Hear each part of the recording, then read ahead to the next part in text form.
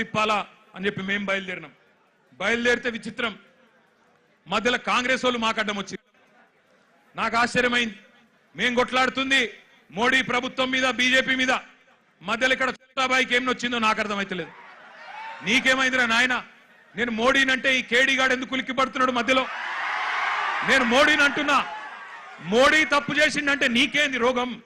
మధ్యలో యూత్ కాంగ్రెస్ వాళ్ళు వచ్చి నా కారుకు అడ్డం వచ్చిండ్రు. పోలీసు వాళ్ళు సంపుడు చంపి తీసుకుపోయాను మంచిగా. నేనేమంటున్నా అంటే, ఏం జరుగుతుంది ఈ దేశంలో? నువ్వు రావు, ఢిల్లీలో రాహుల్ గాంధీ పోయి ప్రధానమంత్రి ఇంటి ముంగట కూర్చుంటే ఈ నల్లమల పిల్లి పోయి కొడంగల్లో దాక్కున్నది. ఢిల్లీకి పోలే ఈడ పోయి దాక్కున్నాడు. అరే మీ మహేష్ గౌడ్ పోయి రాజ్భవన్ ముంగట ధర్నా చేసిండు. కనీసం ఆయన కొద్దిగానే రేషం ఉన్నది.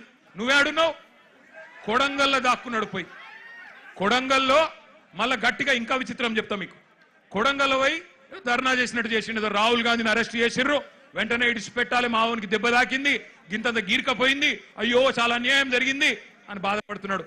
నేను అడుగుతున్నా రేవంత్ రెడ్డి, ఏమన్నా కొద్దిగా సోయుందా నీకు? నీకు కూడా ఒక బిడ్డ ఉంది, నీకు కూడా మన్మడున్నాడు. నీ బిడ్డను ఇవాళ అక్కడ పిల్లలు కొట్టినట్టు కొడితే ఊకుంటావా ఒక తండ్రిగా? కనీసం రేషం లేదా?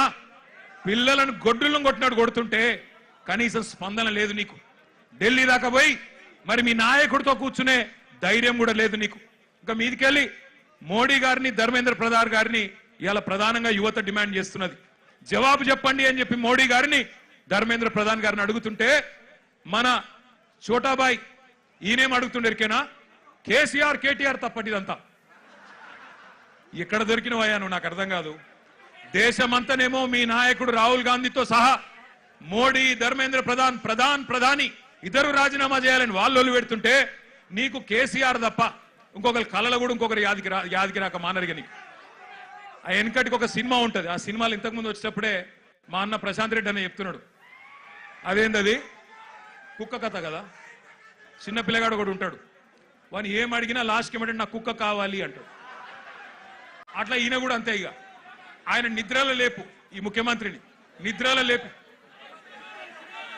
అదో సినిమా పేరట చిత్రం అట. అది చిత్రం, వీడు విచిత్రం.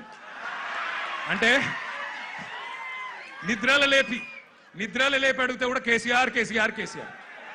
అరే నువ్వు ముఖ్యమంత్రివిరా నాయన, కొన్ని ముఖ్యమైన పనులు చేయి. సిగ్గులేని మాటలు మాట్లాడుతున్నాడు. అదేదో పేపర్ లీక్ నాకు సంబంధం అంట. మోకాలకు బోడిగుండుకు ముడిపెట్టుడంటే ఇదే. నేను చెప్పిన, అయ్యా రేవంత్ రెడ్డి, నీకేమన్నా సిగ్గు శరం ఉంటే నువ్వు చెప్పిన లేదా? లేనోనికి ఏం చెప్తామంటారా? అంటే బాధ ఎక్కడ అనిపిస్తుందంటే, నేను నిన్న లీగల్ నోటీస్ పంపించిన. ఒరే నువ్వేదో మాట్లాడినావు, నిజంగా నీ దగ్గర ఏమన్నా రుజువు ఉంటే చూపెట్టరా అయ్యా. చూపెడితే నిజంగా రుజువు చేస్తే ఇదే ఇందిరా పార్క్ కాడ ఇగో ఇదే పిల్లల మధ్యన అవసరమైతే నన్ను ఉరిది కానీ ఇష్టం వచ్చినట్టు మాట్లాడి పిల్లల మనసులు మలినం చేయకు. లేనిపోని బదనాములు పెట్టి రాజకీయంగా సలిమంటలు కాచుకునే ప్రయత్నం చేయకు. నీకు చేత కాదు, దమ్ము లేదు. ఢిల్లీకి పోయి మోడీని ఎదిరించే దమ్ము నీకు లేదు. ఎందుకు? నీకు భయం. నీ పాత కేసులు, బ్యాగుల పైసలతో దొరికిన కేసులు బయటికి గుంజుతారు, లోపలికి నూకుతారని భయం. మరి కొట్లాడటం కొట్లాడిని.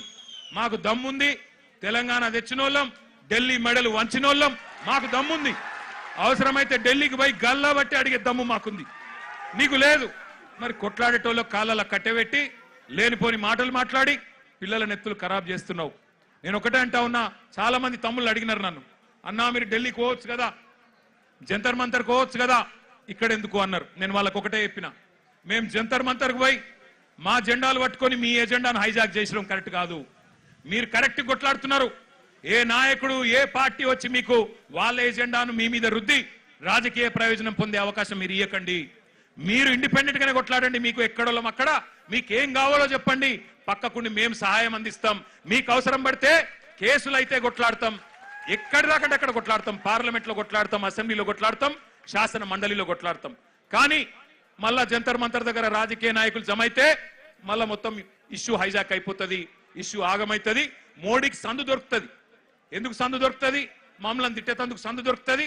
పిల్లలందరూ కాంగ్రెస్ ఏజెంట్లు, బీఆర్ఎస్ ఏజెంట్లు అని అనవసరంగా తప్పించుకునే అవకాశం దొరుకుతుంది.